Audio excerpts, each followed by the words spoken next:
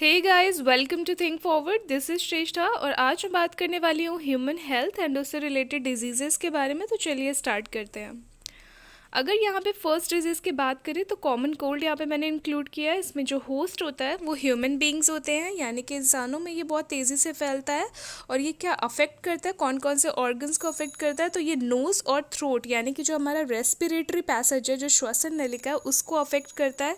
Virus की अगर बात करें तो जो वायरस रिस्पॉन्सिबल होता है वो राइनो वायरस इसके लिए रिस्पॉन्सिबल होता है।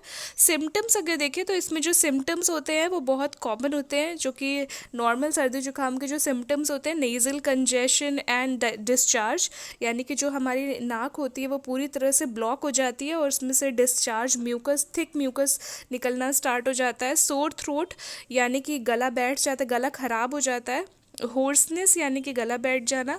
कफ यानी कि खांसी आना स्टार्ट हो जाती है। और हेडेक एंड टायर्डनेस बहुत ज़्यादा रहती है। तो ये बहुत कॉमन है इंडिया में, कॉमन कोल्ड। तो इसके सिम्टम्स हमें नॉर्मली बहुत ही कॉमन होता है, तो 3 से 7 दिन के अंदर में ये जनरली ख़त्म हो जाता है।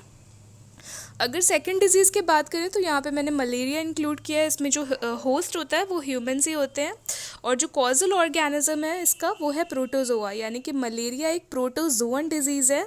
और अगर डिफरेंट स्पीशीज़ बात की जाए प्लाज्मोडियम की, ठीक है, तो प्लाज्मोडियम के 4 स्पीशीज़ होती हैं, जिसमें से Plasmodium vivax, Plasmodium malariae, Plasmodium falciparum and Plasmodium oval. 4 species होती हैं प्लाज्मोडियम की, जिसमें से जो प्लाज्मोडियम फैल्सिपेरम होता है ये बहुत ही ज़्यादा फेटल और डेंजरस होता है। फेटल मीन्स कि इससे डेथ रेट बहुत ज़्यादा हाई है। अगर ये हो गया तो बचने के चांसेस बहुत कम होते हैं, क्योंकि ये सबसे ख़तरनाक वाला मलेरिया होता है, बहुत ही ज़्यादा फेटल होता है ये। अगर हम इसकी लाइफ साइकिल की बात करें तो इसमें एक्चुअल में जो मलेरिया की डिजीज़ है वो प्रोटोजोआ की लाइफ साइकिल को कंप्लीट करने के लिए होती है। यानी कि इसके 2 होस्ट होते हैं, एक ह्यूमन बींग्स और एक मॉस्किटो, ठीक है। तो प्लाज्मोडियम सबसे पहले तो हमारी बॉडी में एंटर करता है एज अ स्पोरोजोइट्स, जो इसका इन्फेक्शियस फॉर्म है, जिसके थ्रू इंसानों को इन्फेक्शन होता है, वो होता है स्पोरोजोइट्स, ठीक है। Through the bite of female Anopheles mosquito, यानी कि फीमेल एनोफिलीज मॉस्किटो में ये प्रोटोजोआ उपस्थित रहता है। उसके बाद जो ह्यूमन बॉडी को अगर बाइट करता है तो उसमें क्या रिलीज होते हैं, स्पोरोजोइट्स के फॉर्म में प्लाज्मोडियम एंटर करता है हमारी बॉडी में, ठीक है। अगर पैरासाइट्स की बात करें तो इनिशियली क्या करता है, लिवर सेल्स में मल्टीप्लाई करता है, यानी कि लिवर में जाकर स्पोरोजोइट्स अपनी संख्या को बढ़ाते हैं, ठीक है। उसके बाद वहाँ से निकलते हैं और आरबीसीज पर अटैक करते हैं, यानी कि जो हमारी रेड ब्लड कॉर्पसेल्स हैं, यानी लाल रुधिर कणिकाएं हैं, उस पर अफेक्ट करते हैं, अटैक करते हैं। उसके बाद क्या होता है, उसके रप्चर कर देते हैं, यानी कि वो फट जाती है। जब उसमें ग्रोथ स्टार्ट हो जाती है उनकी, तो बहुत ज़्यादा ग्रोथ हो जाती है एसेक्सुअल रिप्रोडक्शन की वजह से, वहाँ पे ग्रोथ बहुत ज़्यादा हो जाती है, तो वो आरबीसीज क्या होती है, रप्चर हो जाती है। और आरबीसीज के रप्चर किस चीज़ से एसोसिएटेड है, with the release of a toxic substance known as haemozoin, यानी कि जब आरबीसीज का रप्चर होता है तो हीमोजोइन नाम का एक टॉक्सिक सब्सटेंस रिलीज होता है बॉडी में। और यही जो टॉक्सिक सब्सटेंस है ये chill and high fever recurring every 3 to 4 days। Recurrent fever वो होता है कि जिसमें फीवर एक बार ही चढ़ता है, उसके बाद वो उतरता है, उसके बाद 3 से 4 दिन में फिर फीवर चढ़ता है। तो ये जो रिकरेंट फीवर होता है ना, ये इस सब्सटेंस की वजह से होता है, ये जो टॉक्सिक सब्सटेंस रिलीज होता है आरबीसीज के रप्चर के बाद। अगर यहाँ पे हम उसकी लाइफ साइकिल देखें तो यहाँ पे ईजी है समझना इसको, कि जैसे ही फीमेल एनोफिलीज मॉस्किटो ने बाइट किया ह्यूमन की स्किन को, तो वहाँ पे जो इन्फेक्शियस फॉर्म थी प्लाज्मोडियम के स्पोरोजोइट्स बॉडी में रिलीज हो गए, ठीक है। और बॉडी में रिलीज होने के बाद ये कहाँ एंटर किए, लिवर में।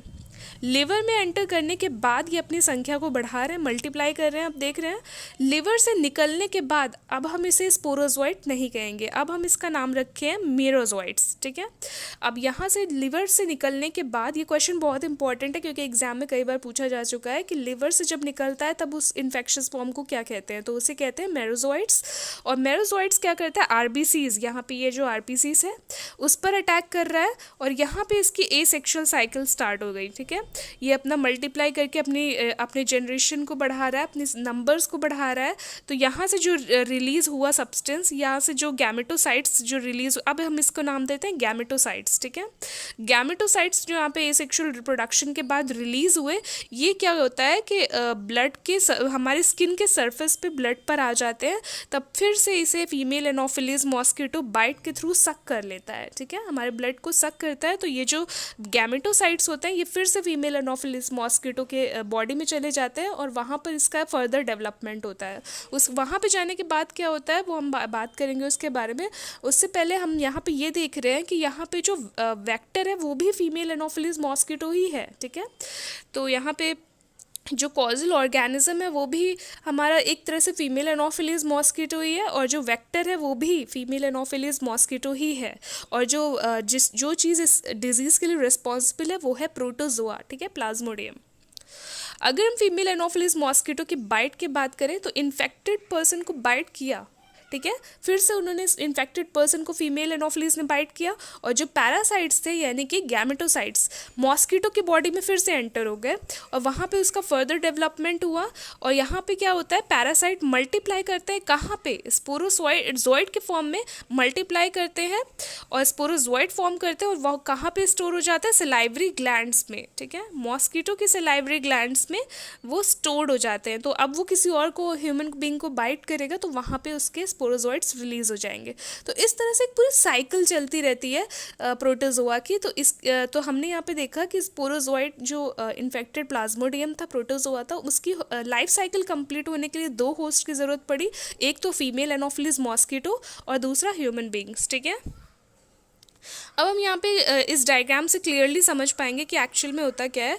जो फीमेल एनोफिलीज मॉस्किटो था, ठीक है, इसमें क्या था, प्रोटोजोआ सलाइवरी ग्लैंड्स में इसमें उपस्थित था, स्पोरोजोइड्स के फॉर्म में उपस्थित था, इसने ह्यूमन को बाइट किया।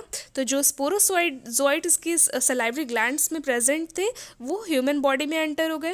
ह्यूमन बॉडी में जाने के बाद वो लिवर में गया, लिवर में मल्टीप्लाई किया और लिवर से मेरोजोइड्स रिलीज हुए। मेरोजोइड्स ने आरबीसीज पर अटैक किया जहाँ पर उसकी एसेक्सुअल प्रोसेस हुई, और एसेक्सुअल प्रोसेस होने के बाद वहाँ से गैमेटोसाइट्स रिलीज हुए जो फिर से ह्यूमन बॉडी की सरफेस पर आ गए। और वो जो गैमेटोसाइट्स थे उसको सेकेंड मॉस्किटो ने, इन्फेक्टेड मॉस्किटो ने बाइट कर लिया, ठीक है। जब उसको बाइट कर लिया तो वो भी इन्फेक्टेड हो गया, ठीक है। अब इस मॉस्किटो ने जब दूसरे इंसान को बाइट किया तो वो भी इन्फेक्टेड हो गया, ठीक है। तो इस तरह से मलेरिया का ट्रांसमिशन होता है, उसकी पूरी साइकिल चलती है। और जो प्रोटोजोआ है उसकी एक पूरी लाइफ साइकिल दो होस्ट में कंप्लीट हो रही है, एक तो ह्यूमन बींग्स और दूसरा फीमेल एनोफिलीज मॉस्किटो, ठीक है। अगर हम थर्ड डिजीज़ की बात करें तो यहाँ पे हम देख सकते हैं अमीबिक डिसेंट्री, ठीक है, जिसे अमीबिक पेचिश भी कहते हैं। इसका जो कॉजल ऑर्गेनिज्म होता है वो होता है एंट अमीबा हिस्टोलिटिका, जो कि एक प्रोटोजोअन पैरासाइट है, और इसका दूसरा नाम है इस डिजीज़ का अमीबियासिस, ठीक है। अमीबिक डिसेंट्री को हम अमीबियासिस भी कह सकते हैं, और इसका जो होस्ट होता है वो ह्यूमन से होते हैं, और उसकी बड़ी आंत में ये डिज़ीज़ हमें यहाँ पे इन्फेक्ट करता है होस्ट में, ठीक है, वहाँ पे प्रेजेंट रहता है। और जो सिम्टम्स इसके होते हैं वो होते हैं कॉन्स्टिपेशन, एब्डोमिनल पेन, क्रैम्पिंग होती है, बहुत ज़्यादा पेन होता है, और stool with excess mucus and blood clots. Stool means होता है फीसिस, ठीक है, हमारा एक्सक्रीटरी मैटर में जो सॉलिड पार्ट होता है वो उसमें ब्लड क्लॉट्स दिखने लगते हैं, और वो बहुत ज़्यादा स्लाइमी हो जाता है, म्यूकस बहुत ज़्यादा उसमें अमाउंट में रिलीज़ होता है, तो वो पेचिश का ही एक तरह से लक्षण है। अगर इसके मैकेनिकल कैरियर्स देखें तो इसमें जो मैकेनिकल कैरियर्स होते हैं वो हाउस फ्लाइज होते हैं, यानी घरेलू मक्खी। इसमें जो पैरासाइट्स होते हैं वो घरेलू मक्खी ही ट्रांसमिट करती है, क्योंकि देखिए जब हाउस फ्लाइज है वो अगर फीकल मैटर पे बैठ रही है उसके बाद वो फूड पार्टिकल्स पे बैठेगी, पानी पर बैठेगी, तो वो भी कॉन्टामिनेशन कॉज करेगी, वो भी इन्फेक्टेड हो जाएगा। तो वहाँ से जब हम उस फूड प्रोडक्ट्स को या उस वाटर को कंज्यूम करेंगे तो वो जो पैरासाइट्स होंगे वो हमारी बॉडी में ऑलरेडी एंटर कर जाएंगे। तो वहाँ से हमें क्या होगा, जो ड्रिंकिंग वाटर फूड कंटामिनेटेड हुआ है उसको हम कंज्यूम कर रहे हैं, तो वो मेन सोर्स है हमारा इन्फेक्शन का। So this is all for today. In the next video I'll talk about some other diseases. So don't forget to watch the next video. Until that, stay tuned. Thank you so much.